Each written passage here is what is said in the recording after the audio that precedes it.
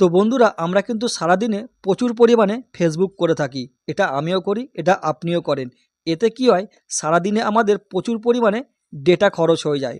তো আজকে আমি আপনাদেরকে এমন একটা সেটিংসের কথা বলবো, ওই সেটিংটা যদি আপনি ফেসবুকের মধ্যে করে রাখেন, তাহলে আজকের পর থেকে আপনি যত খুশি ফেসবুক করুন না কেন, কম করে সারাদিনে 400 থেকে 500 এমবি ডেটা আপনি বাঁচিয়ে ফেলতে পারবেন।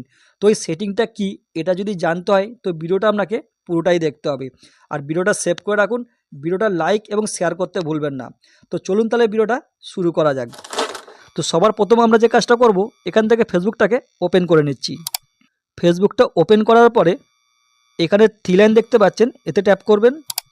এটা ট্যাপ করার পরে ওপরের শেডিং দেখতে পাচ্ছেন, এতে ট্যাপ করবেন। এটা ট্যাপ করার পরে একটু স্ক্রল করে নিচের দিকে আসবেন। এইখানে দেখতে পাচ্ছেন মিডিয়া, এতে ট্যাপ করবেন। এটা ট্যাপ করার সঙ্গে সঙ্গে এরকম একটা পেজ এখানে ওপেন হয়ে যাচ্ছে। আর এইখান থেকে দুটো সেটিংস আপনি করে নেবেন। সবার প্রথম যে কাজটা করবেন, দেখবেন এর মধ্যে টিকমার্ক করা আছে, তো আপনি এটার মধ্যে টিকমার্ক করে দেবেন।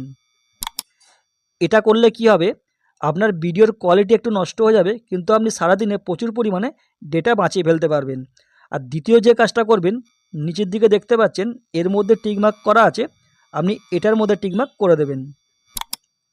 এটা করলে কি হবে, দেখবেন আমরা যখন ফেসবুকের মধ্যে স্ক্রল করি, দেখবেন একটা একটা ভিডিও অটোমেটিক প্লে হয়ে যায়। এতে কি হয়, আমাদের কিন্তু অনেকটা পরিমাণে ডেটা খরচ হয়ে যায়। তো আমরা যেই ভিডিওগুলো দেখতে চাইছি না, সেই ভিডিওগুলো কিন্তু অটোমেটিক প্লে হয়ে যায়। তো আপনি যখনই এটার মধ্যে টিকমার্ক করে দেবেন, ওই ভিডিওগুলো কিন্তু আর আজকের পর থেকে অটো প্লে হবে না। এতে কি হবে, আপনি কিন্তু সারাদিনে অনেকটা পরিমাণে ডেটা বাঁচাতে পারবেন। তো ভিডিওটা যদি আপনার কাজে লেগে থাকে, ভিডিওটা লাইক করে শেয়ার করতে ভুলবেন না।